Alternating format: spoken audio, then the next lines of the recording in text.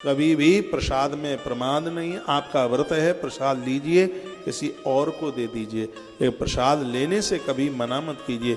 श्रीमद् भगवत गीता कहती है प्रसादम सर्व दुखानाम, जो प्रसाद है वो संपूर्ण दुखों का हनन करता है, सभी दुखों को समाप्त करता है। आप भी अपने घर में जो अन्न पकाते हैं, पहले भगवान का भोग लगाइए, तुलसी पत्र डालिए, घंटी बजाइए, जल उसके ऊपर घुमाइए, उसके बाद पूरे घर के लोगों को प्रसाद ही पवाइए, क्योंकि प्रसाद से दुख दूर होता है, दरिद्रता दूर होती है, और प्रसाद से मानसिक विकार समाप्त होते हैं। घर के अन्न को प्रसाद बनाइए, रोगों को भी दूर करता है। अस्पतालों में जितने आप गृहस्थी लोग इतने एडमिट होते हैं, बाबा जी इतने एडमिट क्यों नहीं होते? मैं कभी अस्पताल में किसी को देखने को जाता हूँ तो सभी बेडों पर देखता हूँ कि बाबा जी कितने पड़े हुए हैं यहाँ बीमार, तो मुझे एक भी दिखाई नहीं देता। क्यों नहीं दिखाई देता? उनके जगने सोने की, खाने पीने की क्रिया जो बहुत है वो दुरुस्त है। आप तो जगे नहीं कि आंख का कीचड़ नहीं छूटा, चाय के साथ बिस्किट और नमकीन ऐसा कटर है, भरतपुरी कटर के पूरे दिन बस भरते ही रहो, उसमें भरते ही रहो। रात को भरा, सुबह खाली किया, फिर भरा, फिर पूरा दिन भरना, खाली करना, भरना, खाली करना,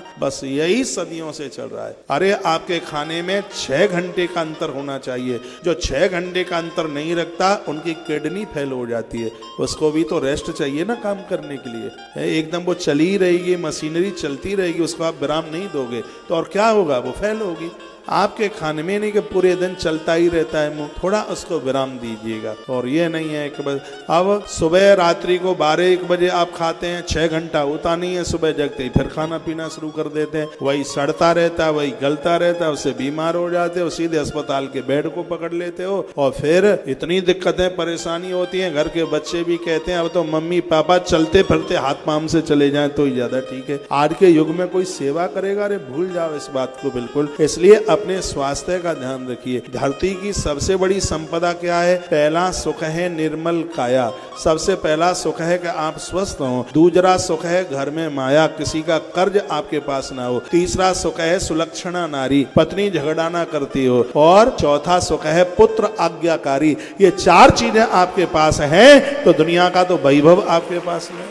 पति आपकी बात मानता हो, पत्नी झगड़ा ना करती हो, पुत्र आज्ञाकारी हो, किसी का कर्जा आपके पास नहीं है, और शरीर से स्वस्थ है। आपको नहीं महीने में 2 रुपए की भी टेबलेट लेनी पड़ती हो, तो आपके लिए तो स्वर्ग धरती पर उतर के आ गया है। ऐसा जीवन जीना है कि दवाइयां औषधि लेने की जरूरत ही ना पड़े। अब ऐसा तो होता नहीं कि मैंने ऐसा बोल दिया और आप बीमार हैं और आज से ही आप दवाई छोड़ दें तो फिर अस्पताल जाना पड़ेगा। यदि बीमार हैं तो दवाई तो लेनी होगी, लेकिन ऐसा तो जीवन जिए कि हम इन दवाइयों के, औषधियों के आदि न बन जाए। ऐसा हो गया है बैल आ हमें मार, अपनी लापरवाही के द्वारा ही ये बीमारियां आ रही हैं। हम लोग वो की रिपोर्ट 100% सही क्यों है? क्योंकि जागने का, सोने का, खाने पीने का सब ध्यान रखा जाता है।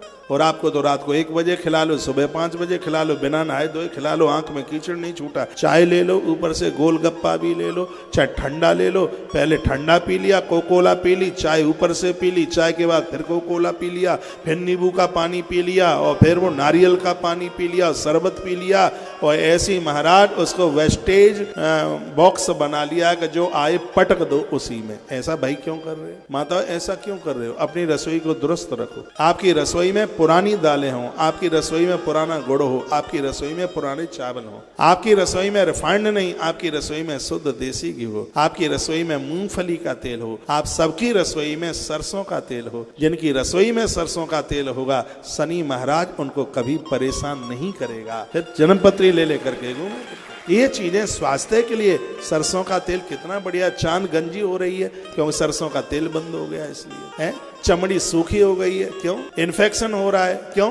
क्योंकि सरसों का तेल थोड़ा चिपचिपा हो सकता है, आपको दुरुस्त रखेगा। 70 साल में भी आपको पहलवान बनाएगा, चमक आ जाएगी। चमड़े के जूते पर इसको लगा दो तो चमक मार जाता है, आपकी चमड़ी पर चमक क्यों नहीं मारेगा? लेकिन आप ये थोड़ी ही लगाएंगे, आप तो 500 रुपए वाला वो लगाएंगे जो 3 महीने में चांद को, खोपड़ी को गंजे ही कर दे। बिल्कुल आज एक बहुत बड़ा व्यापार इस देश में चल रहा है, बस उसमें लिपलिपापन नहीं है। चांद गंजी हो जाए, बाल भूरे हो जाए, वो कोई मतलब नहीं है, बस उसमें चिपचिपापन नहीं हो।